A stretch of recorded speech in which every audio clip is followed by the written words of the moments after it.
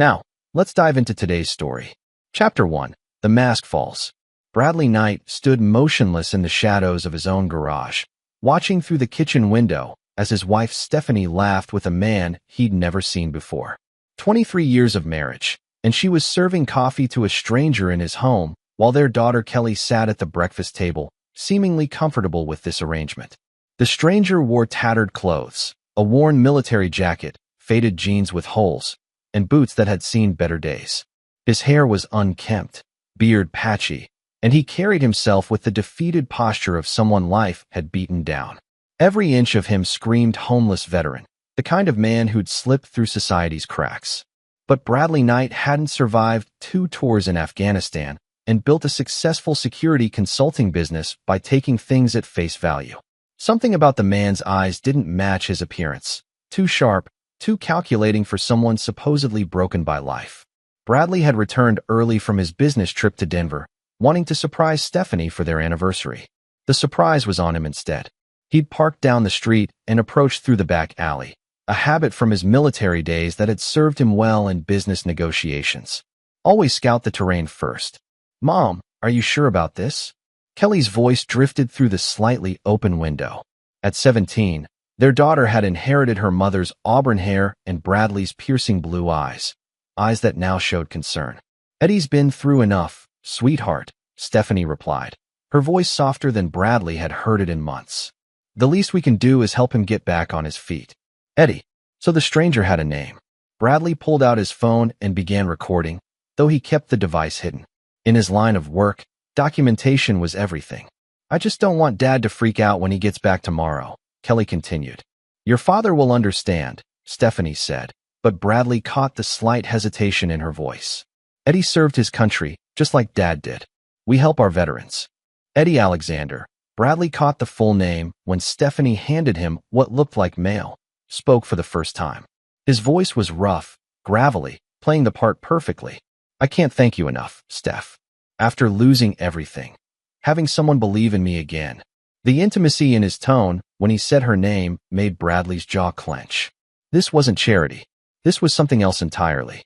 Bradley watched as Eddie reached across the table and briefly touched Stephanie's hand. She didn't pull away.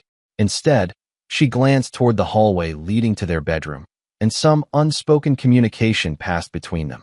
"Kelly, honey, why don't you head to school a little early today?" Stephanie suggested. "I need to help Eddie with some paperwork for the VA." Bradley's daughter gathered her backpack, clearly uncomfortable but obedient. She kissed her mother's cheek and nodded politely at Eddie before heading toward the front door. The moment Kelly's car pulled out of the driveway, the dynamic in the kitchen shifted. Eddie's posture straightened slightly, and Stephanie moved her chair closer to his. Bradley continued recording as his wife of 23 years leaned in and kissed another man. It wasn't a quick, guilty peck. It was deep, passionate, the kind of kiss that spoke of familiarity and longing. When they broke apart, Eddie's hand was already moving toward the buttons of Stephanie's blouse. "Upstairs," she whispered. Bradley had seen enough for now. He backed away from the window and returned to his car, mind already working through the implications. His wife was having an affair with a supposed homeless veteran, and their daughter seemed to know something was going on, even if she didn't understand the full extent. But something felt off about the entire situation. Eddie Alexander might be playing the part of a down-and-out veteran, but Bradley recognized predatory behavior when he saw it. This man was hunting, not surviving.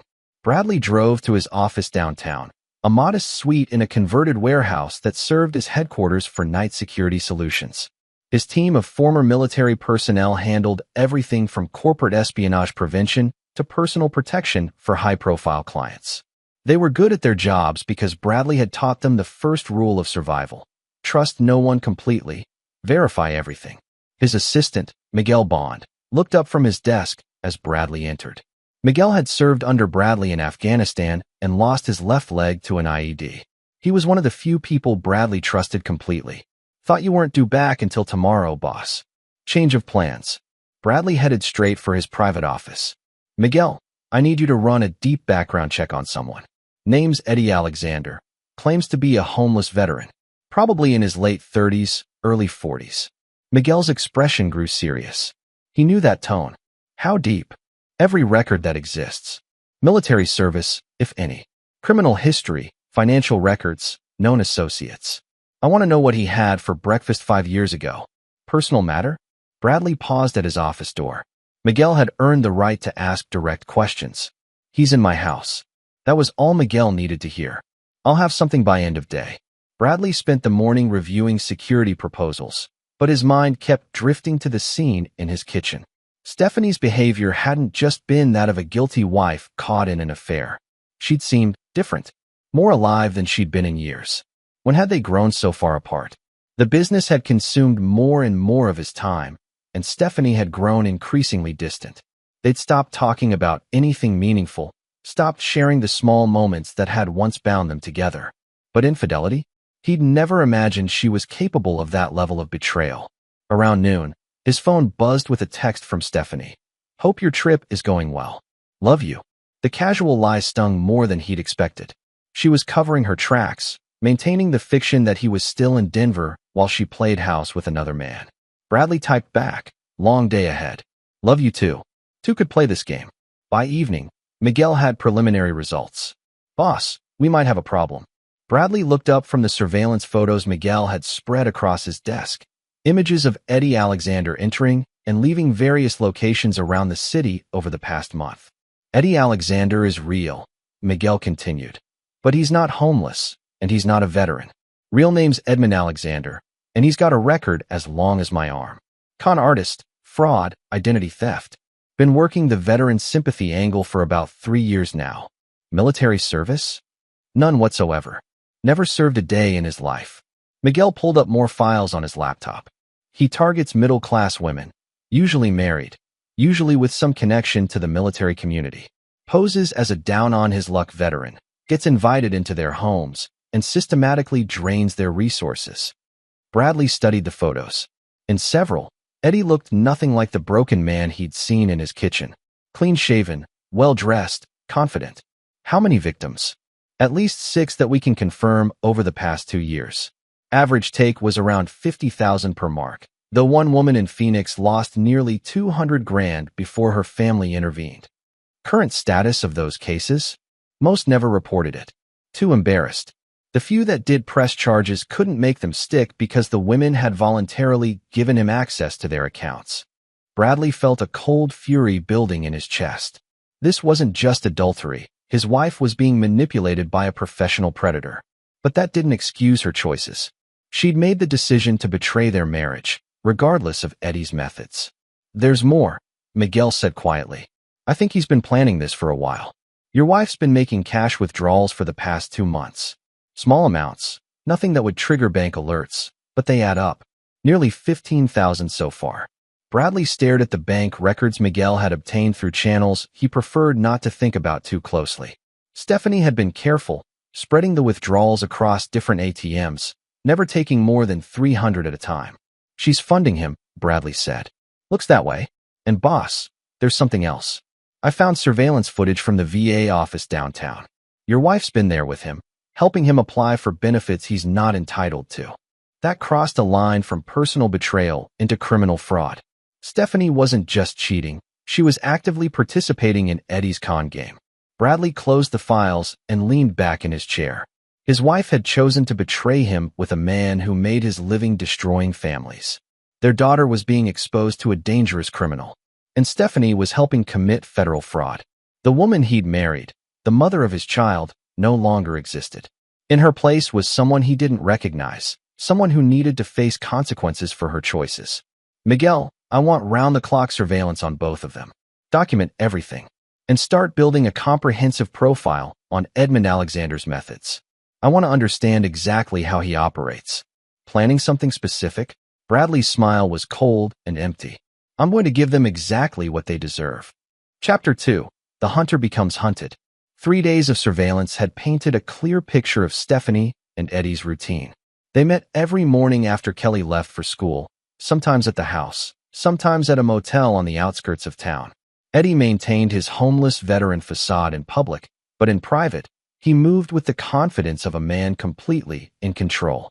Bradley sat in his office, studying the photographs and transcripts his team had compiled.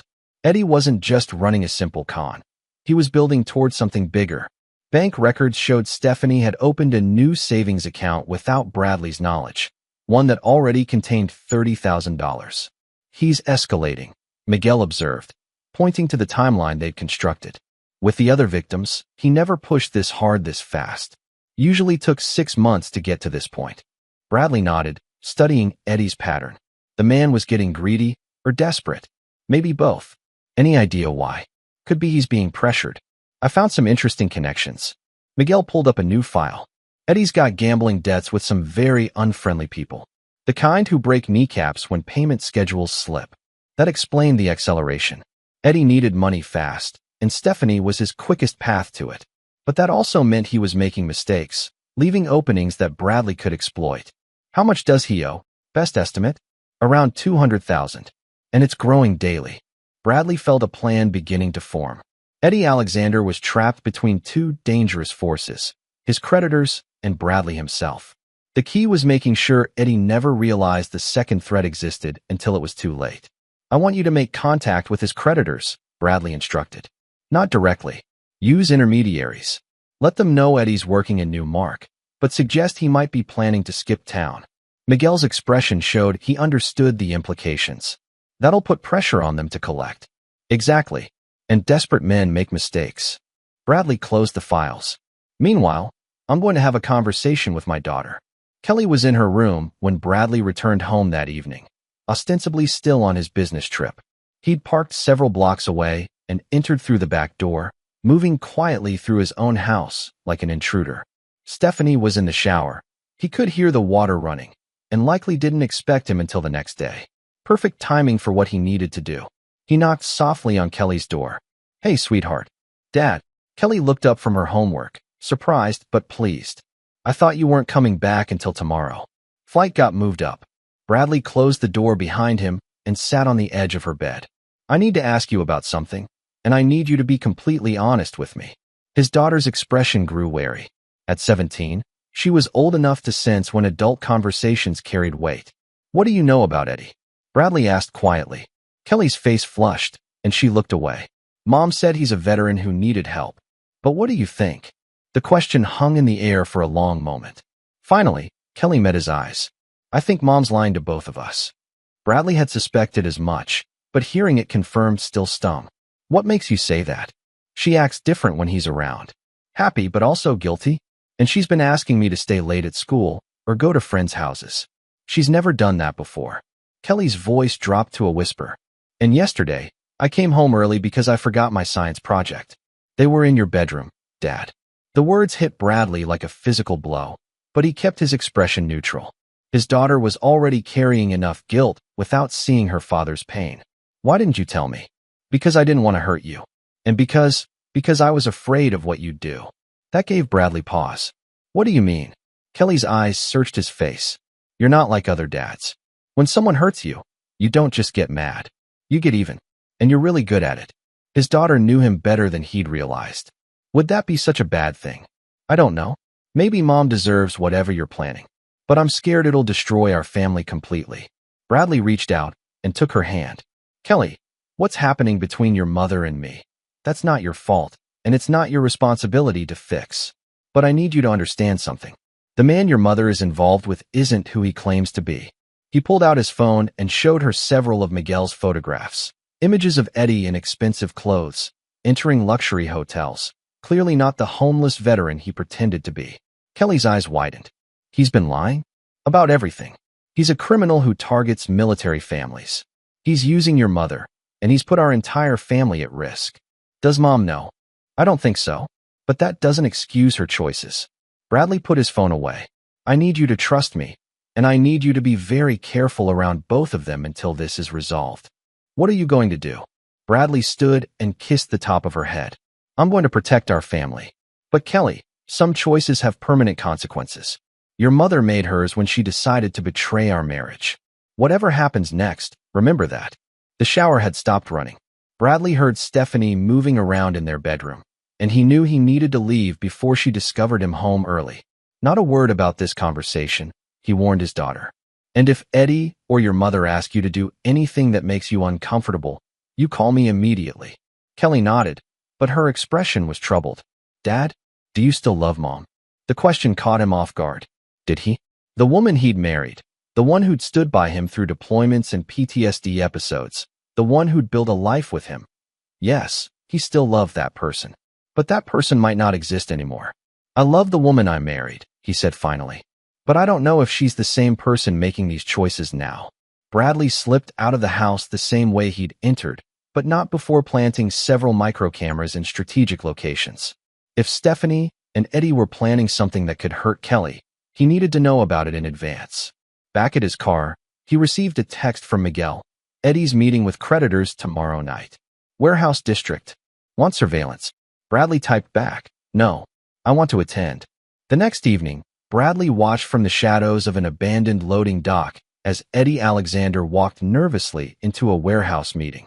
3 men waited for him, leg breakers who looked like they'd stepped out of a crime film. Through his earpiece, Bradley listened to Miguel's commentary from a surveillance van. A lot of nervous energy in there. Eddie's sweating. The conversation inside was brief and heated. Eddie promised payment within the week, claimed he had a sure thing lined up. The creditors weren't impressed. One of them, a massive man with arms like tree trunks, grabbed Eddie by the shirt and lifted him off his feet. "1 week," the man growled. "Then we start breaking things." After Eddie left, Bradley followed him to a bar downtown. The man ordered 3 shots of whiskey in quick succession, hands shaking as he drank. Whatever confidence he'd shown with Stephanie was completely absent now. Bradley entered the bar and took a seat 2 stools down from Eddie. In his worn jeans and baseball cap, he looked like any other blue-collar worker stopping for a drink after work. "Rough day?" Bradley asked casually. Eddie glanced at him, then nodded. "You could say that. I know the feeling. Lost my job last month. Wife's about ready to leave me." Bradley signaled the bartender for a beer. "Sometimes feels like the whole world's against you, you know?" "Yeah." Eddie seemed to relax slightly, perhaps seeing a kindred spirit. "Things just keep getting worse." "Got any prospects?" "Work-wise, I mean." Eddie's laugh was bitter. "Working on something. Should pay off big if it comes through." "What kind of work?" For a moment, Eddie seemed to consider whether to answer. Then the alcohol made the decision for him. "Let's just say some people got more money than they know what to do with. And some of them are generous to the right sob story." Bradley nodded sympathetically. "Lucky you. Wish I could find someone like that." "It's all about the presentation," Eddie said, warming to the subject. "People want to feel good about themselves. Give them a chance to be the hero in someone else's story, and they'll open their wallets every time." "Sounds like you got it figured out." Eddie's expression darkened. "Not as well as I thought. Sometimes the well runs dry faster than expected." They drank in silence for a few minutes. Then Bradley made his move. "You know, if you ever need a partner for whatever you're working on, I might be interested. I mean, if the money's good." Eddie studied him more carefully. "What kind of experience you got?" "Military. Special forces. Good with electronics, security systems, that kind of thing." All true, though Bradley left out the part about running his own security company. "And I got nothing left to lose." "Interesting." Eddie pulled out his phone and showed Bradley a photo. Stephanie standing in front of their house. "This lady's been very generous. But I think she's got a lot more to offer." Seeing his wife's photo in Eddie's phone ignited a cold fury in Bradley's chest, but he kept his expression neutral. "Nice-looking woman. Married. Husband travels a lot for business. Military contractor type. Real workaholic." Eddie's tone held contempt. "She's lonely, looking for someone who appreciates her. And you're that someone? For now? But I'm thinking there might be more to squeeze out of this situation. Big house, nice neighborhood. Woman like that probably has access to serious money." Bradley took another sip of beer, fighting the urge to break Eddie's neck right there at the bar. "What are you thinking? Maybe it's time to up the stakes. Stop playing small time and go for the real prize." "Which is?" Eddie leaned closer, whiskey making him careless. "Her husband's got a business. Security company. Probably pulling in serious cash, and she's got access to the accounts." "Sounds risky." "Everything worthwhile is risky. But I got her wrapped around my finger. She'd do anything for me right now." Eddie's smile was predatory, "Including helping me clean out her husband's business accounts." Bradley had heard enough. Eddie wasn't just planning to rob him. He was planning to use Stephanie to do it. His wife wasn't just a victim anymore. She was being groomed to become an accomplice in destroying everything Bradley had built. "When you planning to make this move?" Bradley asked. Soon. Real soon. I got some debts that need paying, and I can't wait much longer. Bradley finished his beer and stood up. Well, good luck with that. Hope it works out for you. As he walked away, Eddie called after him. Hey, if you're serious about partnering up, give me your number. I might have something for you. Bradley turned back and smiled. Thanks, but I think I'll pass. See, the thing about hunting is, you got to be careful you don't become the prey. Eddie's expression shifted, confusion replacing the drunken camaraderie. But Bradley was already walking away, disappearing into the crowd outside the bar. It was time to spring his trap. Chapter 3, Setting the Stage. The next morning, Bradley sat in a coffee shop across from the courthouse, watching lawyers and clerks hurry in and out of the building. In 2 hours, he would file for divorce from Stephanie. But first, he had one more piece to put in place. His phone buzzed with a text from Miguel. Package delivered. Eddie took the bait. The package contained a flash drive supposedly filled with insider information about Night Security Solutions' client list and financial records. In reality, it contained sophisticated malware that would give Bradley complete access to any device Eddie used it on. Eddie had received the drive from a supposed disgruntled employee of Bradley's company, actually one of Miguel's contacts playing a role. The story was simple. The employee was angry about being passed over for promotion and wanted to sell information that could help Eddie maximize his take from the Knight family. By now, Eddie would have inserted the drive into his laptop, giving Bradley access to everything: emails, financial records, communications with his criminal contacts, and most importantly, his plans for Stephanie. Bradley's phone rang. Jeff Rogers, his attorney and an old army buddy, was calling with an update. Divorce papers are ready, Jeff said. You sure you want to go this route? Once we file, there's no walking it back quietly. I'm sure. What about the other matter? Criminal complaint is drafted and ready to go. FBI's interested in the veterans benefits fraud angle. Your wife's involvement complicates things, but if she's willing to cooperate. She won't be, Bradley interrupted. Stephanie's in too deep to turn on him now. She'll choose him over the truth. That's a hell of a gamble, Bradley. If you're wrong about her, you could be destroying an innocent woman. Bradley thought about the photographs Miguel had taken the previous day, Stephanie and Eddie visiting banks together, Eddie coaching her on what to say. She was past the point of innocent victim.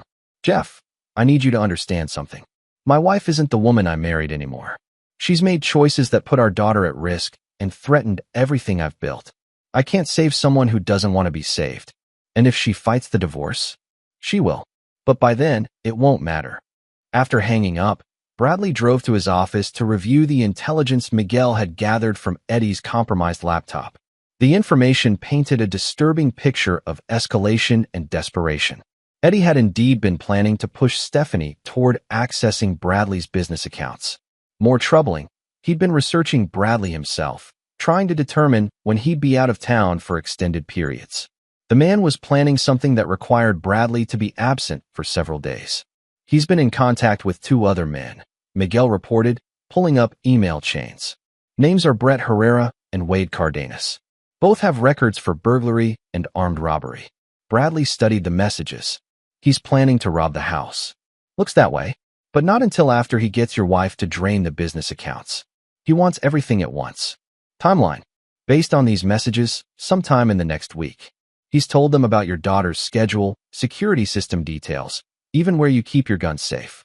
The violation of his family's privacy and safety pushed Bradley's anger past the boiling point. Eddie wasn't just stealing money. He was planning to invade their home, potentially putting Kelly in danger. Change of plans, Bradley said quietly. We're not waiting for the divorce proceedings. We're ending this now. What do you have in mind? Bradley pulled up building schematics on his computer. Eddie's meeting his associates tomorrow night to finalize their plans. I want to be there. Boss, if you're thinking what I think you're thinking, I'm not going to kill him, Miguel, but I am going to make sure he never threatens another family. Bradley's smile was cold. Sometimes the best way to stop a predator is to show him what real prey looks like. That evening, Bradley returned home openly for the first time since discovering the affair. Stephanie was in the kitchen preparing dinner, and her face lit up when she saw him. You're home early. She rushed to embrace him, and for a moment, Bradley almost believed the act. Almost. Missed my girls, he said, returning the hug while studying her face. She looked genuinely happy to see him, which made her betrayal even more painful. Kelly's upstairs doing homework. How was Denver? Productive. Landed a big contract. He pulled back slightly. We should celebrate. Take that vacation we've been talking about.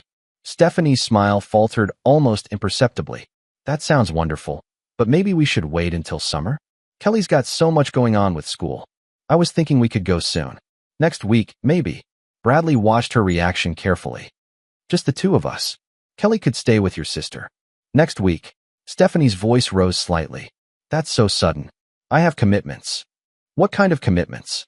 For a moment, Stephanie looked trapped. Then she recovered. Just volunteer work.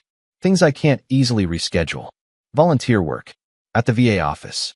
The color drained from Stephanie's face. How did you? Bradley didn't answer directly. Instead, he pulled out his phone and showed her one of Miguel's photographs, her and Eddie entering the VA building together. I know about Eddie, Stephanie. The silence stretched between them like a chasm. Stephanie's mouth opened and closed several times before she found her voice. It's not what you think. Really? Then explain it to me. Stephanie sat down heavily at the kitchen table, her hands shaking. He's been through so much, Bradley. Lost everything in Afghanistan, came back to nothing. The system failed him. Eddie Alexander never served in Afghanistan. He never served anywhere. He's a con artist with a criminal record who targets military families. That's not true. But Stephanie's voice lacked conviction. Bradley sat across from her and pulled up Eddie's real background on his phone. His real name is Edmund Alexander. He's been arrested 6 times for fraud. He's stolen over $300,000 from women just like you over the past 3 years. Stephanie stared at the screen, her face cycling through shock, disbelief, and finally, a stubborn denial.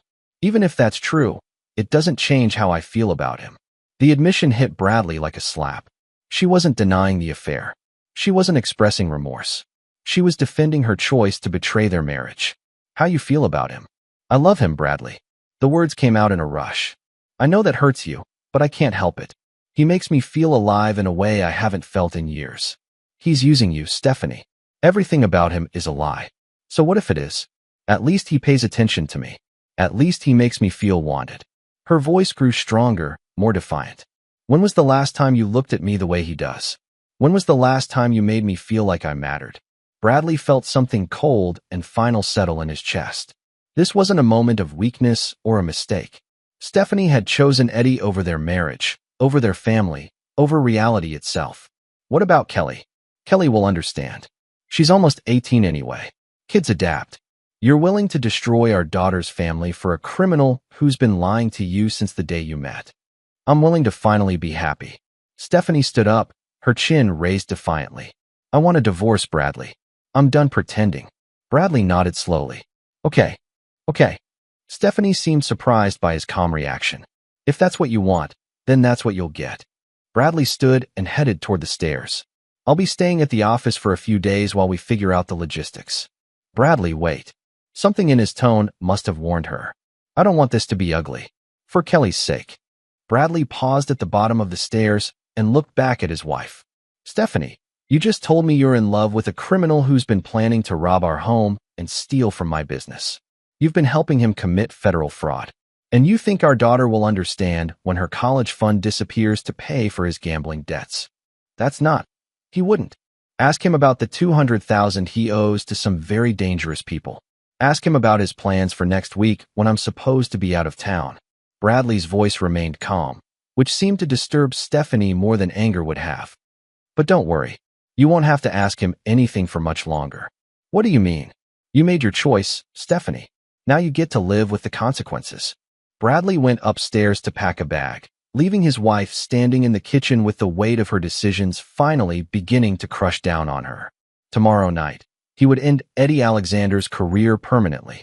And after that, he would deal with Stephanie's betrayal in a way that would ensure she never forgot the cost of her choices. The game was almost over, and Bradley Knight always played to win. Chapter 4. The Warehouse. The abandoned warehouse squatted like a concrete cancer in the industrial district, surrounded by empty lots and rusted chain-link fencing. Bradley arrived 2 hours before the scheduled meeting, using the time to position surveillance equipment and plan his approach. Miguel's voice crackled through his earpiece. 3 vehicles approaching from the east. That's Eddie and his crew. Bradley watched from his perch in the warehouse rafters as Eddie Alexander entered with 2 other men, Brett Herrera and Wade Cardenas, both looking exactly like the career criminals their records suggested. They moved with the careful tension of men who expected violence but hoped to avoid it. "Where are the money men?" Brett asked, his voice echoing in the empty space. "They'll be here," Eddie replied, but his nervous energy suggested he wasn't entirely certain. Wade, a thin man with dead eyes and crude tattoos covering his arms, was examining the warehouse layout. "This place gives me the creeps. Too many blind spots." "It's perfect for what we need," Eddie insisted. "Once we get Bradley Knight out of town, we hit the house hard and fast. His wife's already transferred $40,000 to my account. She thinks it's for my medical expenses." Bradley's jaw clenched. Stephanie had given Eddie even more money than Miguel's surveillance had revealed. "40 grand ain't enough to cover what you owe," Brett said. "Boss man wants his full 200 plus interest." I know. But Knight's business accounts have at least $500,000. His wife's going to help me access them." "How?" Wade asked. Eddie pulled out his phone and showed them something on the screen. "She's got power of attorney for the business. Some legal thing they set up years ago in case he got deployed. She can authorize transfers without his signature." The power of attorney was real, a precaution Bradley had established during his military days. But Stephanie would need physical access to specific documents and security codes that Bradley kept in his home office safe. "So we don't just rob the house," Brett said slowly. "We kidnap the wife and kid, make them open everything up." "Exactly. Clean out the business accounts, grab anything valuable from the house, and disappear." Wade was shaking his head. "Kidnapping's federal time, Eddie. Way different from simple burglary. Only if we get caught. And we won't, because Knight will be 3,000 miles away when it happens." Bradley had heard enough. These men weren't just planning to rob him. They were planning to terrorize his family. Whatever mercy he might have shown Eddie evaporated in that moment. He activated his phone, sending a pre-written message to Miguel. "Execute plan. All units." The warehouse lights suddenly blazed to life, temporarily blinding the 3 men below. Before they could recover, smoke grenades deployed from hidden positions, filling the space with thick gray fog. Bradley rappelled down from the rafters, landing silently behind Wade. A single strike to the nerve cluster in his neck dropped the man instantly, unconscious before he hit the concrete floor. Brett spun around, trying to locate the threat through the smoke, but Bradley was already moving. The ex-soldier's training kicked in as he disarmed Brett with a textbook technique, leaving the man gasping on the ground with his arm twisted at an unnatural angle. That left Eddie, who was stumbling blindly through the smoke, coughing and calling for his associates. Bradley let him stumble for a few moments, savoring the man's panic. "Brett, wait, where are you guys?" Bradley stepped out of the smoke directly in front of Eddie. "They're indisposed." Eddie's eyes went wide with recognition and terror. You're supposed to be in Denver." "Change of plans." Bradley's voice was calm, conversational. "Turns out my wife's been very helpful in providing information about my travel schedule." "Look, man, whatever you think you heard. I heard you planning to kidnap my wife and daughter. I heard you planning to rob my business. I heard you talking about my family like they were livestock to be butchered." Eddie raised his hands, backing away. "It wasn't serious. Just talk, you know? Guys bullshitting. The $40,000 my wife gave you. Was that just talk too?" Eddie's face crumpled as he realized the depth of his situation. "Please, I can explain everything. She came to me, man. I never forced her to do anything." "You're right about that." Bradley stepped closer. "She made her choices. But you made the mistake of threatening my daughter. I never would have hurt her. I swear to God, I would never hurt a kid. Your associates seemed to have different ideas." Behind them, Brett was groaning in pain while Wade remained unconscious. The smoke was beginning to clear, revealing the full extent of their predicament. "What do you want?" Eddie asked desperately. "Justice," Bradley replied. "But not the kind you get in a courtroom." Miguel's voice came through the earpiece. "Police en route. 2 minutes out." Bradley smiled at Eddie. "Here's what's going to happen. You're going to confess to everything. The fraud, the theft, the planned kidnapping. You're going to provide a complete list of your victims and return every penny you've stolen. And if I don't, then your creditors receive an anonymous tip about where to find you." along with evidence that you've been skimming money that rightfully belongs to them. Eddie's face went white. You bastard. I'm also going to make sure every veterans organization in the country knows what you've been doing. Fake veterans don't last long in prison when word gets around. The sound of approaching sirens filled the air. Bradley had timed this perfectly. Eddie would be arrested on kidnapping and conspiracy charges, with Brett and Wade as witnesses to his confession. But here's the beautiful part, Bradley continued. Your trial is going to be very public. Every detail of your cons, every family you've destroyed, every lie you've told, it's all going to come out. Including your wife's involvement? Bradley's expression hardened. Especially my wife's involvement. The warehouse doors burst open as police officers flooded in, weapons drawn. Bradley raised his hands and identified himself, his credentials as a licensed security contractor providing immediate credibility. Detective Rogers? One of the officers recognized Jeff Rogers, who entered behind the police team. What's the situation? We received a tip about a planned kidnapping, Jeff explained.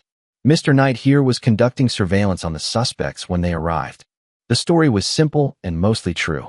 Bradley had been investigating Eddie's criminal activities, discovered the plot against his family, and set up surveillance to gather evidence. When the conspirators arrived and began discussing their plans in detail, he'd called for police backup. Eddie tried to protest, claiming entrapment and illegal surveillance. But his arguments fell apart when investigators found the detailed plans on his phone and laptop. The evidence of his criminal history and the testimony from Brett and Wade, both of whom quickly turned on Eddie to reduce their own charges, created an ironclad case. As Eddie was led away in handcuffs, he looked back at Bradley with pure hatred. This isn't over. Your wife made her choice. She chose me. Yes, Bradley agreed. She did. And now she gets to live with the consequences of that choice. The police processed the scene while Bradley provided his statement. By dawn, all three conspirators were in custody, facing federal charges that would ensure they spent decades in prison. But Eddie's arrest was only the beginning of Bradley's plan. The real reckoning was still to come. Chapter 5. Unraveling. Stephanie's world collapsed in stages. First came the phone call at 6 a.m. Eddie had been arrested, charged with conspiracy to commit kidnapping and robbery. Then came the FBI agents at her door, asking pointed questions about her relationship with Edmund Alexander and her role in his fraudulent activities. Bradley watched from his car across the street as federal agents carried boxes of evidence from his former home. Stephanie stood in the doorway in her bathrobe, Kelly beside her, both looking shell-shocked. His phone buzzed with a text from Kelly. Dad, where are you? Mom needs you. He typed back, I'm exactly where I need to be. The investigation moved quickly once Eddie's laptop was analyzed. Every email, every plan, every lie was laid bare. The FBI had been tracking veterans' benefits fraud for months, and Eddie's case gave them everything they needed to shut down a nationwide network of fake veterans. Stephanie's involvement was initially treated as that of another victim, but her repeated visits to the VA office and her role in helping Eddie complete fraudulent applications painted a different picture. By the end of the week, she was facing federal charges of her own. Bradley received a call from his lawyer during the second day of the investigation. She wants to see you, Jeff reported. Says she needs to explain. There's nothing to explain. Bradley, I know you're angry, but think about this carefully. She's still Kelly's mother. Still your wife, legally speaking. If she goes to prison, then she goes to prison. Actions have consequences. What about Kelly? That gave Bradley pause. His daughter had been caught in the crossfire of her mother's choices, and she was the only innocent party in this entire mess. Kelly can live with me. She's almost 18 anyway. And if Stephanie fights for custody? With what? She's about to be a convicted felon who endangered our daughter by bringing a criminal into our home. Jeff sighed. Just consider talking to her. Find out what she's thinking. For Kelly's sake, if nothing else. That afternoon, Bradley sat across from his wife in the Federal Detention Center's visiting room. Stephanie looked like she'd aged 10 years in 3 days. Her auburn hair was pulled back severely, highlighting the dark circles under her eyes and the pallor of her skin. You set him up, she said without preamble. I stopped him before he could hurt our family. By destroying him. Bradley leaned forward. Stephanie, Eddie Alexander was planning to kidnap you and Kelly. He was going to torture both of you to get access to my business accounts. His associates were discussing whether to kill you afterward to eliminate witnesses. I don't believe that. The FBI has recordings, video evidence. His own words planning every detail. Stephanie's composure cracked slightly. He wouldn't have let them hurt us. You still don't understand, do you? Everything about Eddie was a lie. His name, his military service, his feelings for you. All of it was designed to manipulate you into giving him access to our lives. That's not true. What we had was real. Bradley felt that familiar cold anger settle in his chest. Even faced with overwhelming evidence, even sitting in a jail cell because of Eddie's lies, Stephanie still defended him. He stole $40,000 from you. He was planning to steal $500,000 more. He put recording devices in our bedroom and gave detailed floor plans of our house to armed criminals. You don't understand what it was like, Stephanie said, her voice rising. You were never there. Always working, always traveling. Eddie made me feel alive again. Eddie made you feel like a mark. Because that's what you were. I'm not some helpless victim, Bradley. I made my own choices. Yes, you did. And one of those choices was to help a criminal commit federal fraud. Another was to give him access to our daughter. Kelly was never in danger. Kelly was in the house when Eddie was casing it for his associates. She was part of their target list, Stephanie. They knew her schedule, her routines, where she slept. For the first time, doubt flickered across Stephanie's face. He promised me that she would never be involved. And you believed him, just like you believed everything else he told you. They sat in silence for several minutes. Finally, Stephanie spoke again, her voice smaller. What's going to happen to me? That depends on how much you cooperate with the investigation. And us? Our marriage. Bradley studied his wife's face, looking for any sign of genuine remorse, any indication that she understood the magnitude of her betrayal. Instead, he saw self-pity and a desperate hope that he would somehow fix the mess she'd created. There is no us, Stephanie. You ended our marriage the moment you chose Eddie over our family. I made a mistake. People make mistakes, Bradley. It doesn't have to mean the end of everything. A mistake is forgetting to pick up milk from the store. A mistake is being late for dinner. What you did was make a conscious choice to betray everything we built together. So you'll never forgive me? No matter what. Bradley thought about the question seriously. Could he forgive her? Maybe, eventually, for his own peace of mind. But forgiveness didn't require reconciliation. It didn't erase consequences. Forgiveness and trust are different things, Stephanie. Even if I could forgive what you've done, I could never trust you again. And without trust, there's no marriage. What about Kelly? Kelly will always be our daughter. But she's old enough to understand that actions have consequences. She's old enough to choose which parent she wants to live with.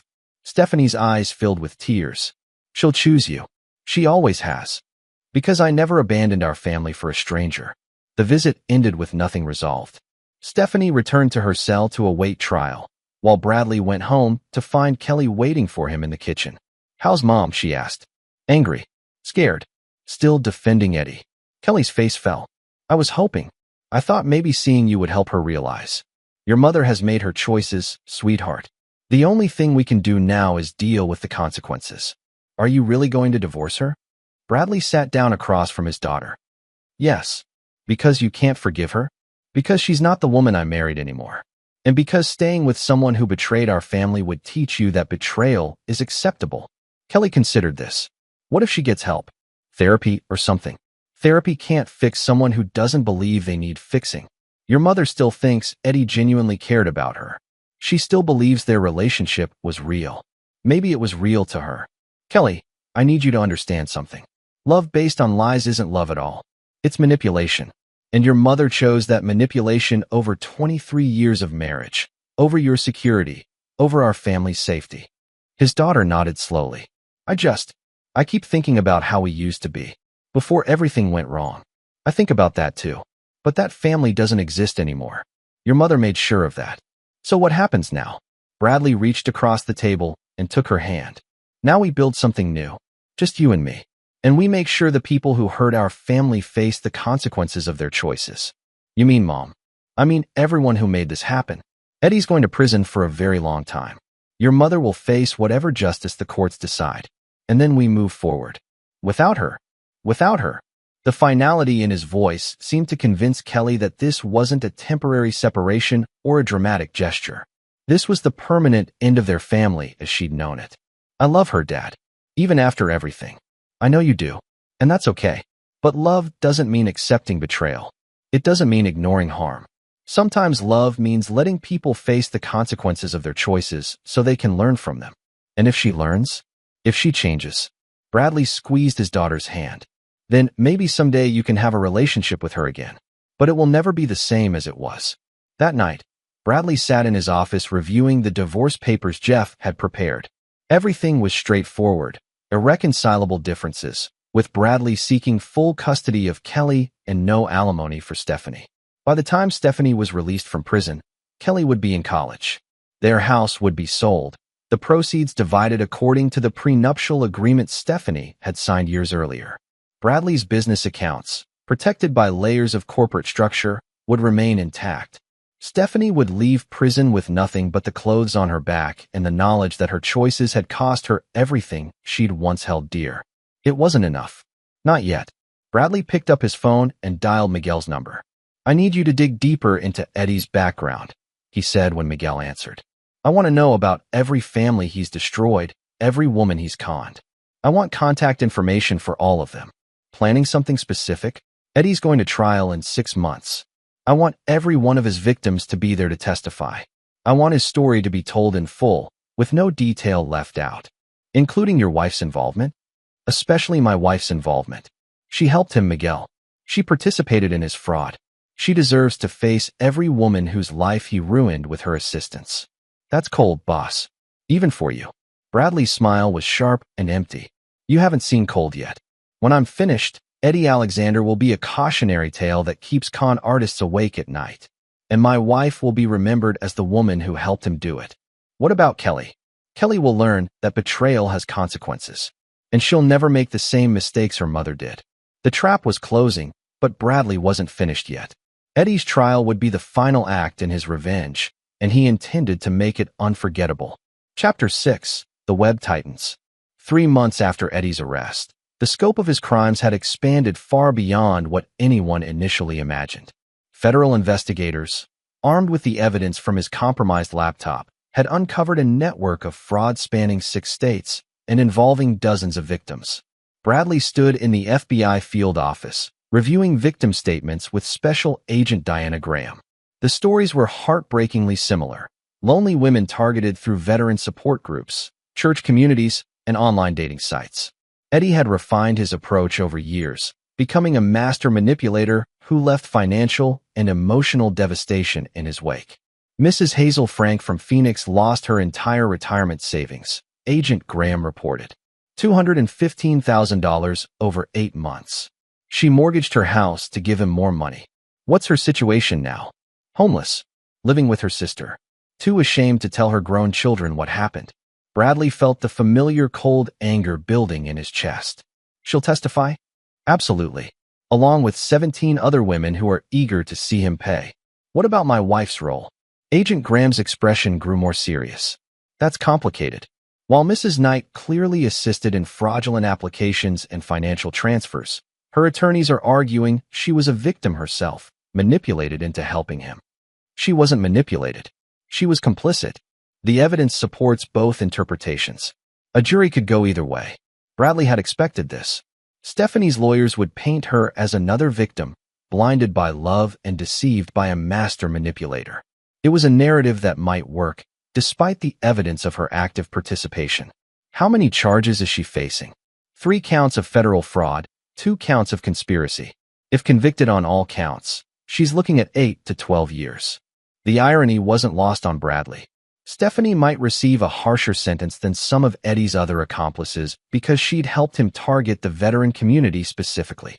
Has she indicated any willingness to cooperate? Her attorneys reached out last week. They're interested in a plea deal. What are they offering? Full cooperation against Alexander.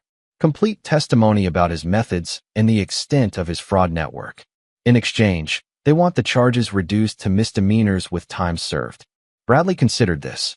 Stephanie's testimony could ensure Eddie received the maximum sentence, but it would also allow her to escape serious consequences for her choices. What's your recommendation? Agent Graham studied him carefully. Professionally? Take the deal. Her testimony could help us prosecute a dozen other cases and provide closure for victims. Personally, I understand why you might want her to face the full consequences of her actions. I need to think about it. Mr. Knight, can I speak frankly? Bradley nodded. I've been working fraud cases for 15 years. I've seen what these con artists do to families, how they destroy trust and relationships that took decades to build. What your wife did was wrong, but she wasn't the architect of this scheme. She was an adult who made conscious choices.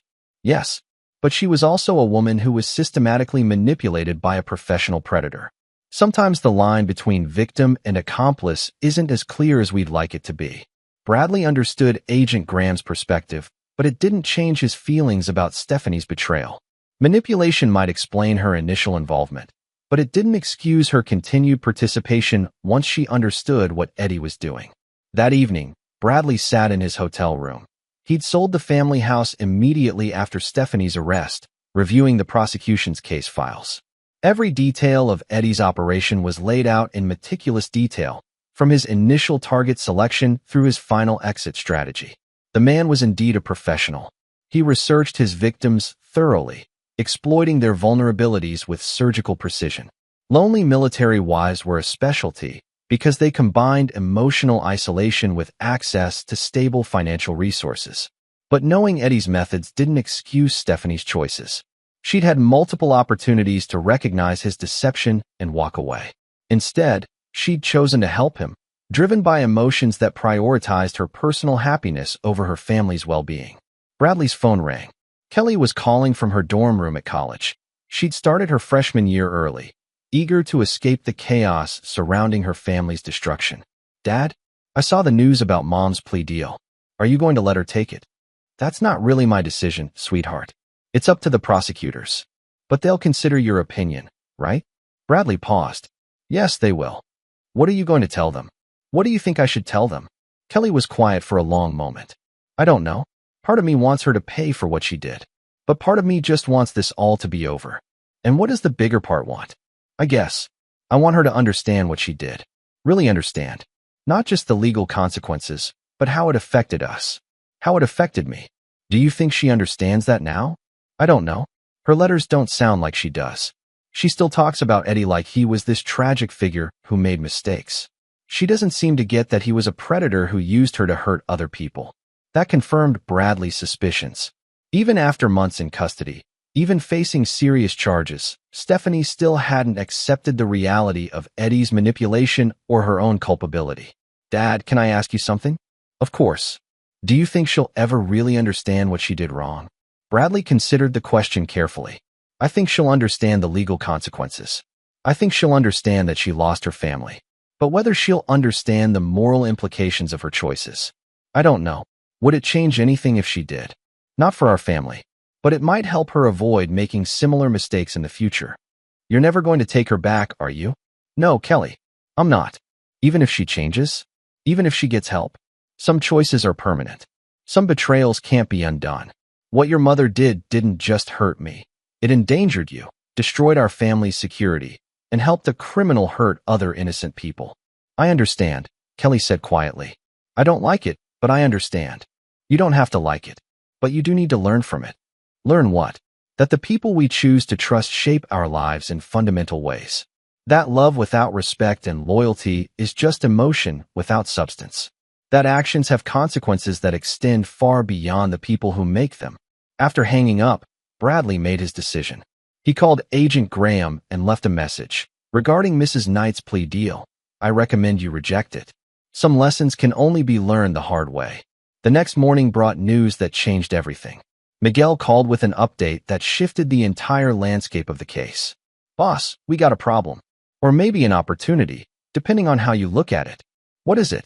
Eddie's talking. His lawyers reached out to the prosecution with their own deal.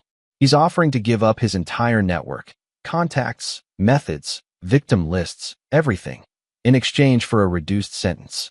What's he asking for? 15 years instead of life. And protection in federal prison. Bradley felt his carefully laid plans shifting. Protection from whom? Turns out Eddie's been skimming money from his gambling associates, using victim funds to pay personal debts instead of what he owed them. They're not happy. How unhappy? Dead man walking unhappy. Word is there's a contract on him. This development changed everything. If Eddie received federal protection and a reduced sentence, he'd essentially escape the full consequences of his crimes.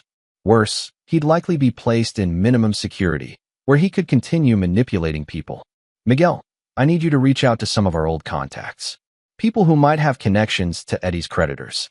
Boss, I'm not asking you to do anything illegal. I just want information about how serious this threat really is. And if it's serious, then maybe Eddie doesn't need federal protection as much as he thinks he does.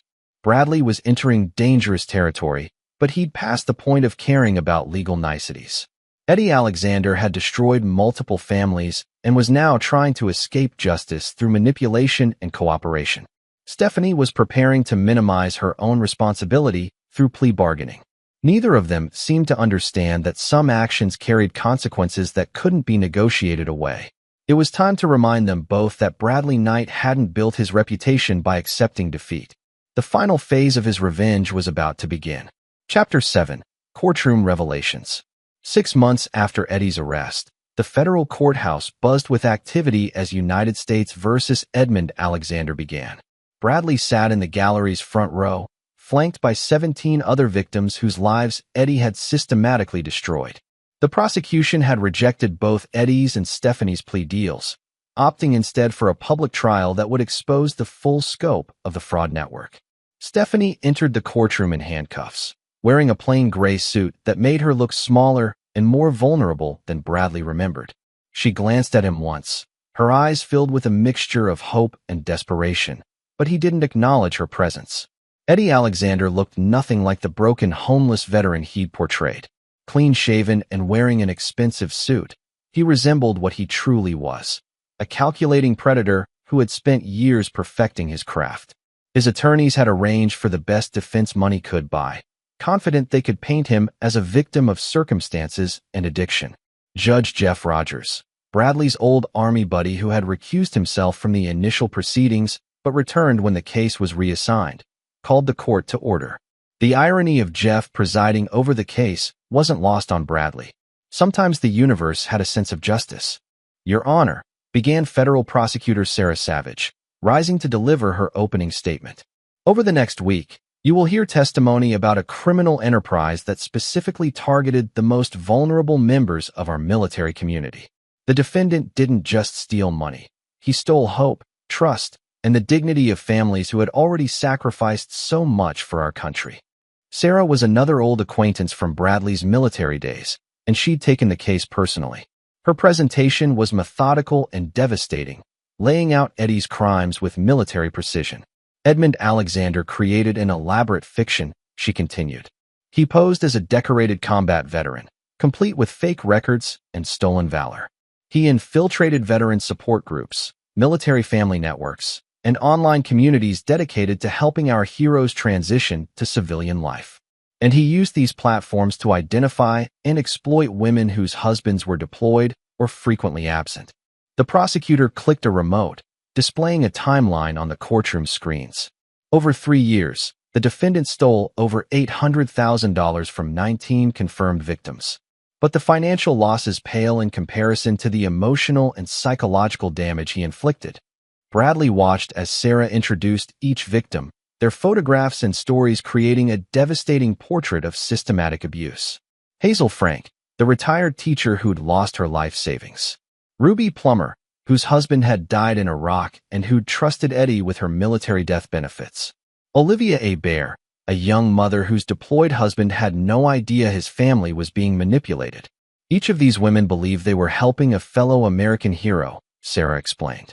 Instead, they were funding a criminal enterprise that preyed upon their patriotism and compassion.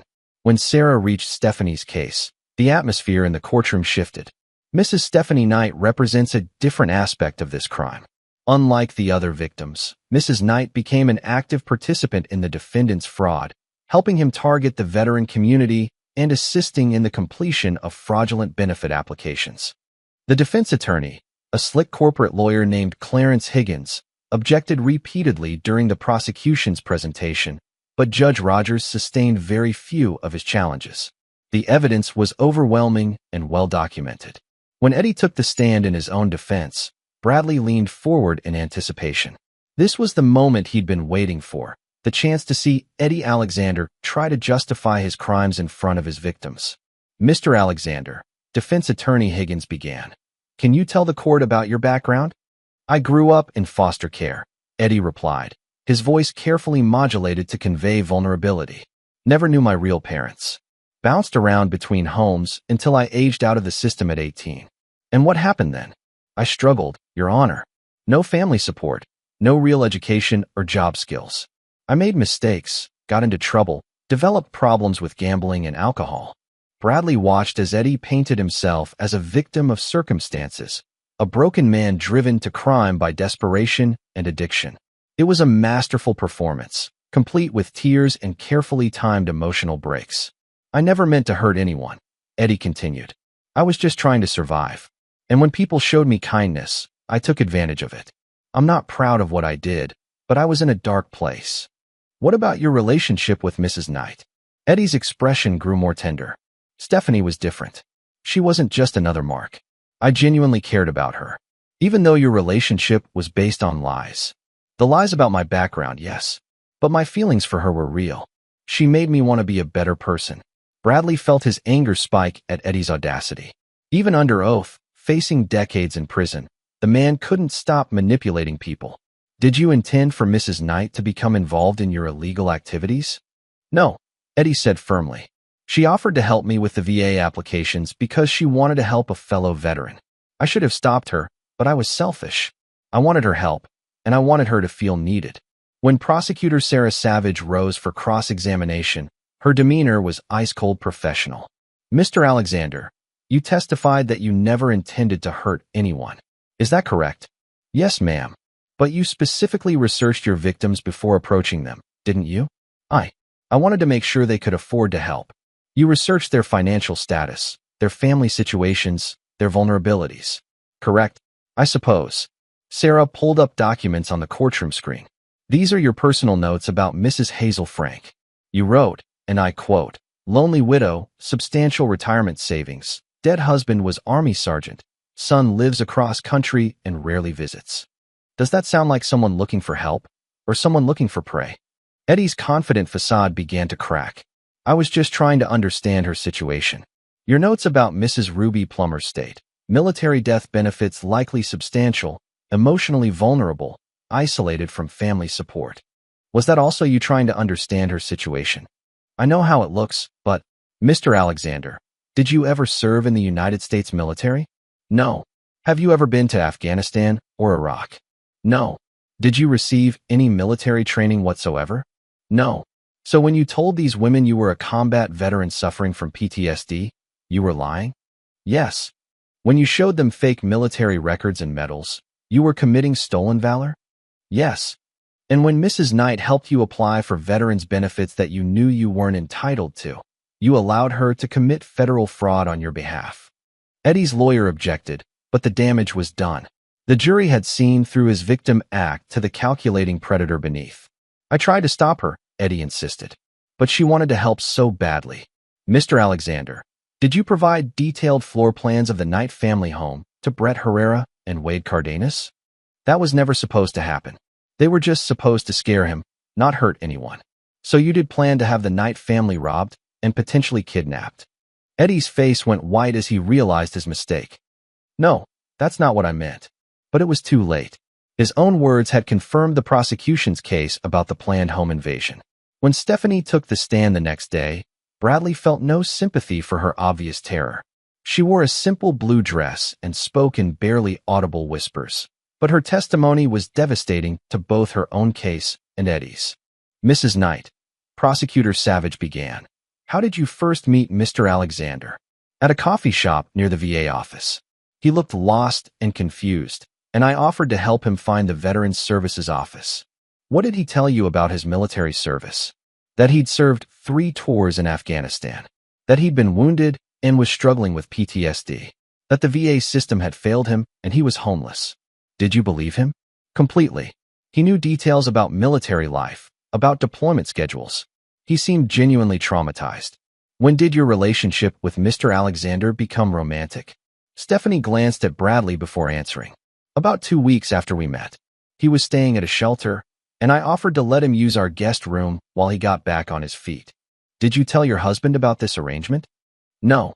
Bradley was traveling for business, and I thought I could help Eddie get stabilized before he returned. When did you first provide money to Mr. Alexander? He needed clothes for job interviews. Then money for a security deposit on an apartment. Then medical expenses for his injuries. How much money did you give him in total? Approximately $60,000 over 3 months. The admission sent murmurs through the courtroom. Even Bradley hadn't realized the full extent of Stephanie's financial support. Did you help Mr. Alexander apply for veterans benefits? Yes. I drove him to appointments and helped him fill out paperwork. Did you know that he was not entitled to these benefits? Not at first. But Stephanie's voice trailed off. But what, Mrs. Knight? By the end, I suspected something wasn't right. Some of his stories didn't match up. But I was emotionally invested, and I didn't want to believe I'd been fooled. So you continued to help him even after you suspected he was lying? Yes. Why? Stephanie looked directly at Bradley for the first time since taking the stand. Because I was in love with him, or I thought I was, and because I was angry at my husband for always being absent. Did Mr. Alexander ever tell you about his plans to rob your home? No, never. I would never have allowed that. But you did give him detailed information about your family's routines, your husband's travel schedule, and your security system? He said he was worried about my safety when Bradley was out of town. I thought he was being protective. When Eddie's defense attorney cross-examined Stephanie, he tried to portray her as a willing accomplice who was now trying to minimize her responsibility. Mrs. Knight, you're facing federal charges yourself, aren't you? Yes. And you're hoping that your testimony here will help you receive a lighter sentence? I'm telling the truth. The truth is that you voluntarily gave Mr. Alexander $60,000, correct? Yes. You voluntarily helped him apply for benefits worth thousands more. Yes. You voluntarily provided him with intimate details about your family's life. Yes. And you did all of this while carrying on an extramarital affair that lasted 3 months. Yes. So you were an active, willing participant in everything that happened? Stephanie hesitated, then nodded. Yes. Bradley felt a grim satisfaction as his wife's own words confirmed her culpability. She hadn't been a helpless victim. She'd been a willing participant who'd prioritized her emotional needs over her family's safety. The trial continued for another day, with testimony from the other victims and expert witnesses about the psychological tactics used by con artists. But the outcome was never in doubt. The evidence was overwhelming, and both defendants had essentially confessed on the witness stand. As closing arguments began, Bradley prepared for the final phase of his revenge. The legal system would handle Eddie and Stephanie's criminal accountability, but Bradley had one more surprise planned for both of them. The time had come to place that final piece of paper on Judge Rogers' desk. Chapter 8. The Trap Springs. The jury deliberated for less than 3 hours before returning with guilty verdicts on all charges for both defendants. Eddie Alexander would spend the rest of his life in federal prison, while Stephanie faced 8 to 12 years behind bars. But Bradley's plan was just reaching its climax. As Judge Rogers prepared for the sentencing phase, scheduled for the following week, Bradley made his move. He requested a private meeting with the judge, claiming to have crucial information that could affect sentencing. This is highly irregular, Bradley, Judge Rogers said as they met in his chambers. You know I can't discuss an active case informally. Jeff, I need 5 minutes of your time. As an old friend, and as someone who's been investigating this case longer than the FBI. Judge Rogers studied his old Army buddy's face, recognizing something dangerous in his expression. What's this about? Bradley placed a thick manila envelope on the judge's desk. Information that changes everything about this case. What kind of information? The kind that shows this wasn't Eddie Alexander's first attempt at targeting my family. And it wasn't Stephanie's first betrayal either. Judge Rogers opened the envelope reluctantly, his expression growing more serious as he reviewed the contents. Bank records, phone logs, surveillance photographs, all dating back over a year before Eddie's official arrival in their lives. Jesus Christ, Bradley. What am I looking at? Evidence that my wife was working with Eddie Alexander for more than a year before I discovered their relationship. Evidence that they were planning this con from the beginning. The documents painted a devastating picture. Stephanie had been in contact with Eddie through social media for months before their supposed chance meeting at the coffee shop. She'd provided him with detailed information about Bradley's business, his travel schedule, and his financial assets long before Eddie ever posed as a homeless veteran. She wasn't a victim, Jeff. She was his inside source from day one. How did you get this information? I've been investigating since before his arrest. When I realized the timeline didn't add up, I dug deeper. Bradley pointed to specific documents. These phone records show calls between them dating back 18 months. These financial records show she was moving money into accounts Eddie could access long before their supposed first meeting. Why didn't you give this to the FBI? Because I wanted to see how far she'd take the victim act. I wanted to see if she'd tell the truth when given the chance. Judge Rogers continued reviewing the evidence, his expression growing grimmer. This suggests premeditation. If she was working with him from the beginning, then she wasn't manipulated into helping him. She was a willing conspirator who helped him target my family and my business specifically. And the other victims? She helped him research them too. Look at page 12. The document showed Stephanie's computer searches for information about military widows and deployed families in their area. She'd essentially provided Eddie with a target list. She used her connections in the military spouse community to identify vulnerable women. Then she and Eddie would manufacture chance meetings and begin their cons. Judge Rogers sat back in his chair, the implications sinking in. If this is true, then her entire testimony was perjury. Every word of it. She wasn't Eddie's victim. She was his partner. Bradley, this level of betrayal. Why didn't she just divorce you if she wanted out of the marriage? Because this way, she got to keep half of everything I'd built while also destroying my business reputation. Eddie wasn't just stealing money. He was planning to expose my client list and security protocols to criminal networks. Your business would have been finished. Completely. No one trusts a security company that can't protect its own family. Judge Rogers stood and walked to his window, staring out at the courthouse parking lot.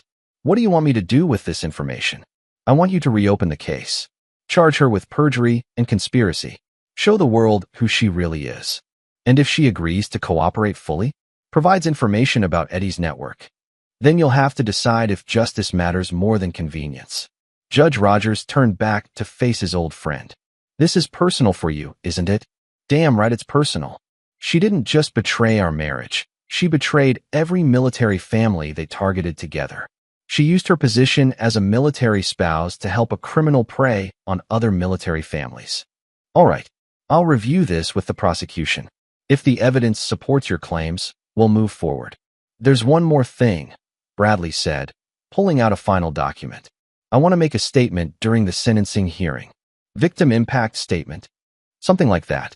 Judge Rogers looked at the document Bradley handed him, a request to address the court during sentencing, with a brief outline of what he intended to say.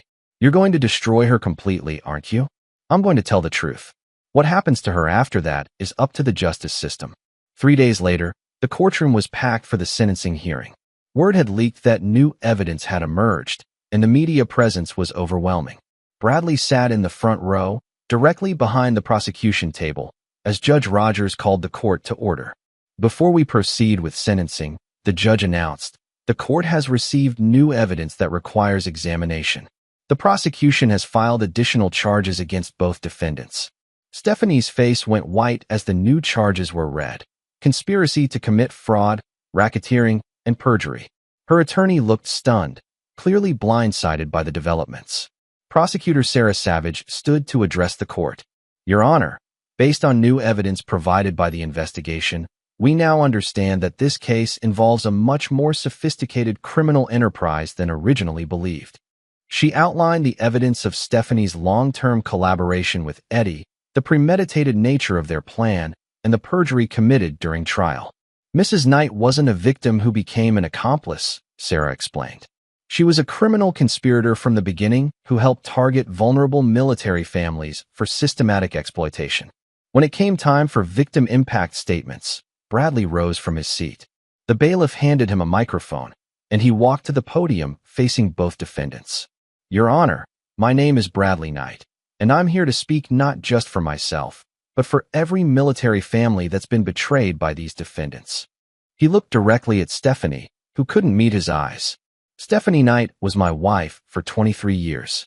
She was the mother of my daughter, my partner in building a life together.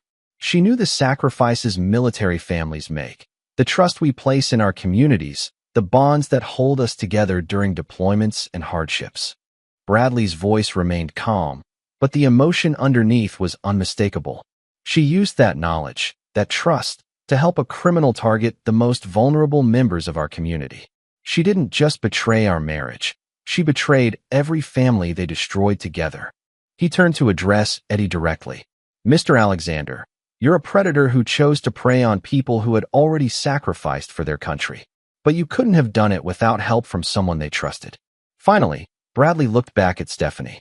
You made your choice when you decided to destroy our family for money. You made your choice when you helped target other military families. And you made your choice when you lied to this court about your involvement. Bradley reached into his jacket and pulled out a single sheet of paper, walking it to Judge Rogers' desk. Your Honor, I'd like to submit this document to the court. Judge Rogers accepted the paper and read it, his expression growing stern. What is this, Mr. Knight? It's a confession letter that my wife wrote to Eddie Alexander, dated 6 months before their supposed first meeting. In it, she outlines her plan to leave me for him and details my business operations, travel schedule, and financial assets. The courtroom erupted in gasps and murmurs. Stephanie's attorney jumped to his feet with objections, but Judge Rogers silenced him with a glare. In this letter, Bradley continued, she specifically mentions her plan to take him for everything he's worth and her excitement about starting a new life with Eddie using money stolen from my business. Stephanie began sobbing, but Bradley continued relentlessly. She signed this letter, your loving partner in crime, forever yours, Stephanie. She knew exactly what she was doing, and she did it anyway. Bradley walked back to his seat as the courtroom buzzed with shocked conversation. Judge Rogers called for order before addressing both defendants. In light of this new evidence, I'm postponing sentencing pending a full investigation into the perjury charges. Both defendants will remain in custody. As the bailiffs led Stephanie away, she looked back at Bradley one final time. In her eyes, he saw not remorse or regret, but pure hatred. The mask had finally fallen completely away. Eddie Alexander's confident facade had crumbled entirely. He now understood that Bradley Knight had been playing a longer game, setting traps that were only now fully springing closed. Your Honor, Bradley called out as the session was ending. Yes, Mr. Knight. I have one final statement to make. Judge Rogers nodded for him to proceed. Bradley stood and faced the entire courtroom, his voice carrying clearly to every corner. To everyone here today, let this be a lesson. Betrayal has consequences. Those who choose to prey on military families, who choose to exploit the trust and sacrifice of our community, will be held accountable. He looked directly at Stephanie as she was led away in handcuffs. No matter how long it takes, no matter what it costs, justice will be served. The courtroom fell silent as the weight of his words sank in. Bradley Knight had just demonstrated what happened when someone underestimated a man who never forgave and never forgot. But he wasn't finished yet. The final chapter of his revenge was still to come. Chapter 9, Final Justice. He's just a homeless veteran. Stephanie's voice echoed through the packed courtroom as her carefully constructed defense collapsed around her. Judge Rogers had just denied her attorney's motion to suppress the confession letter, and the full scope of her betrayal was now public record. My wife screamed in court, Bradley would later tell the reporter documenting the case. But as he placed that final piece of paper on Judge Rogers' desk, Stephanie's own handwritten confession of her criminal conspiracy, the judge's response was swift and final. Lock the doors. No one leaves this room, Judge Rogers commanded, his voice cutting through the chaos. The bailiffs immediately secured all exits as the judge prepared to address what had become the most significant fraud case in the district's history. Stephanie's lawyer, Sarah Savage, now representing her as a court-appointed attorney after she could no longer afford private counsel, turned away from her client in disgust. The evidence was overwhelming, and there was no defense against Stephanie's own written words. My wife trembled as the full weight of her situation became clear. The confession letter detailed not just her collaboration with Eddie, but her specific plan to manipulate Bradley into a vulnerable position where they could steal everything he'd built. And my daughter froze when she realized her mother had been planning this betrayal for over a year, using family information that Kelly herself had innocently provided during casual conversations. Mrs. Knight, Judge Rogers said, his voice heavy with disgust. In 30 years on this bench, I have never seen such a calculated betrayal of trust. You didn't just commit fraud. You weaponized your position as a military spouse to systematically destroy other military families. Bradley watched from the gallery as his wife of 23 years faced the consequences of her choices. There was no satisfaction in seeing her broken, only a cold sense of completion. Mr. Alexander, the judge continued, turning to Eddie, you are a predator who targeted the most vulnerable members of our society. But you could not have succeeded without the willing assistance of someone they trusted. Eddie's expensive suit couldn't hide the defeated slump of his shoulders. The man who had once manipulated women with practiced ease now looked exactly like what he was, a common criminal facing life in prison. Based on the evidence presented, Judge Rogers announced, I am sentencing Edmund Alexander to life in federal prison without possibility of parole. Additionally, he will be required to pay full restitution to all victims, and his assets will be liquidated to compensate the families he destroyed. Eddie's legs buckled, and he had to be supported by his attorney. Life without parole meant he would die in prison, far from the minimum security facility he'd hoped for through plea bargaining. Stephanie Knight, the judge continued, you face the additional charges of perjury, racketeering, and conspiracy. Your original plea deal is hereby voided. You will serve 25 years in federal prison, with possibility of parole after 15 years. Stephanie collapsed into her chair, the reality of her situation finally penetrating her denial. She would be nearly 60 when she became eligible for parole, and her daughter would be in her 30s. Furthermore, Judge Rogers added, you will forfeit all assets acquired during your marriage, which will be distributed among your victims as restitution. Your parental rights are hereby terminated, and you are prohibited from contacting your daughter until she reaches the age of majority and chooses to initiate contact herself. The termination of parental rights hit Stephanie harder than the prison sentence. She began sobbing uncontrollably as the full cost of her choices became clear. Bradley felt no sympathy. Kelly was better off without a mother who had been willing to destroy their family for money and fleeting romance. Mr. Knight, Judge Rogers called out, would you like to make a final statement? Bradley stood and walked to the podium one last time. The courtroom fell silent as he faced the two people who had tried to destroy everything he'd built. Your Honor, for months, these defendants attempted to portray themselves as victims of circumstance. Eddie Alexander claimed to be a broken veteran seeking help. Stephanie Knight claimed to be a lonely wife manipulated by a master criminal. He turned to look directly at both defendants. The truth is much simpler. They were partners in a criminal enterprise that targeted military families specifically because they believed our community's bonds of trust made us easy prey. Bradley's voice grew harder, more final. They were wrong. Military families understand loyalty, sacrifice, and the cost of betrayal better than most. And we understand that some actions have consequences that can never be undone. He looked at Stephanie one final time. You chose to betray 23 years of marriage, to endanger our daughter's safety, and to help a criminal prey on families whose only crime was offering help to someone they believed was a fellow veteran. You made that choice not once, but repeatedly, over the course of more than a year. Stephanie tried to speak, but her attorney restrained her. There is no apology that can undo what you've done. No rehabilitation that can restore the trust you've destroyed. You will serve every day of your sentence knowing that you chose this path willingly. Bradley turned back to Judge Rogers. Your Honor, justice has been served. These defendants will face the consequences of their choices, and our community is safer because of it.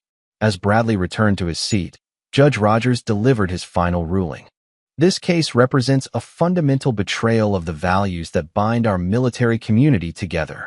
The defendants specifically targeted families who had already sacrificed for their country, exploiting their generosity and trust for personal gain. The judge's voice grew stern as he addressed the packed courtroom. Let this case serve as a warning to anyone who would prey upon military families. You will be caught, you will be prosecuted, and you will face the full weight of the law. The bonds that hold our military community together are not weaknesses to be exploited, They are strengths that will be used to protect the innocent and punish the guilty. After the sentencing, Bradley stood outside the courthouse with Kelly, who had flown in from college to witness the conclusion of their family's ordeal. The media swarmed around them, but Bradley declined to comment beyond a simple statement. Justice has been served. Our family can now move forward. Kelly was quieter, still processing the full scope of her mother's betrayal. Dad, do you think she'll ever understand what she did? Bradley considered the question as they walked to their car. I think she'll understand that her choices cost her everything. Whether she'll understand why they were wrong, that's up to her. Do you think she ever really loved us? I think she loved the idea of us. But love without loyalty, without sacrifice, without putting family first, that's not really love at all. Kelly nodded slowly. What happens now? Now we build something new. Just you and me. And we make sure this never happens to our family again. 6 months later, Bradley received a letter from Stephanie in prison. She was seeking forgiveness, claiming she'd finally understood her mistakes and wanted to rebuild their relationship. He read the letter once, then fed it to the shredder in his office. Miguel found him there an hour later, staring out the window at the city below. Boss, everything okay? Stephanie wants to reconcile. And some choices are permanent, Miguel. Some betrayals can't be forgiven. What about Kelly? She still asks about her mother sometimes. Bradley turned from the window. Kelly will make her own choices when she's ready, but she'll make them with full knowledge of what her mother did and why it was wrong. You never regret how you handled this. Bradley considered the question seriously. I regret that it was necessary, but I don't regret ensuring that Eddie and Stephanie faced the consequences of their choices. Even if it destroyed your family? Miguel, they destroyed my family the moment they chose crime and betrayal over loyalty and honesty. I just made sure they paid the price for it. 1 year after the trial, Kelly graduated from college with honors. She'd chosen a career in law enforcement, inspired by her father's pursuit of justice and her determination to protect other families from predators like Eddie Alexander. At her graduation ceremony, she gave a speech about the importance of loyalty, sacrifice, and holding people accountable for their choices. My father taught me that some principles are worth defending, no matter the cost, she said, looking directly at Bradley in the audience. He taught me that betrayal has consequences, that justice matters, and that protecting the innocent sometimes requires being ruthless with the guilty. After the ceremony, she found Bradley in the parking lot. Dad, I got a letter from Mom last week. Bradley tensed, but Kelly continued before he could respond. I threw it away without reading it. Just like you taught me, some choices are permanent. Bradley smiled and put his arm around his daughter. I'm proud of you, sweetheart. For throwing away the letter? For understanding why it was the right thing to do. As they drove home together, Bradley reflected on the past 2 years. Eddie Alexander would die in prison, having never successfully appealed his conviction. Stephanie would serve at least 15 years, and would emerge to find that the world had moved on without her. The other victims had received full restitution and had been able to rebuild their lives. The FBI had used Eddie's case to shut down an entire network of fake veteran scams, protecting countless future victims. Most importantly, Kelly had learned the hard lessons about trust, loyalty, and consequences that would guide her throughout her life. Bradley Knight had kept his promise. Betrayal had consequences, and those who chose to prey on military families had been held accountable. Justice had been served, completely and permanently. And in the end, that was all that mattered.